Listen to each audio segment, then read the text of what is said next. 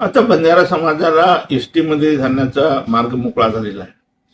खऱ्या अर्थाने जेव्हा ह्या हैदराबाद गॅजेटेड मधील नोंदी बघून जर मराठा समाजाला कुणबी करत असतील तर आमचं तर ओरिजिनल 1956च्या पूर्वी म्हणजे कायद्यानुसार खरं म्हणजे 1950ला जे जे जो समाज ज्या ज्या संवर्गात असेल अर्थात आम्ही त्या ठिकाणी एससी आणि एसटी मध्ये होतो.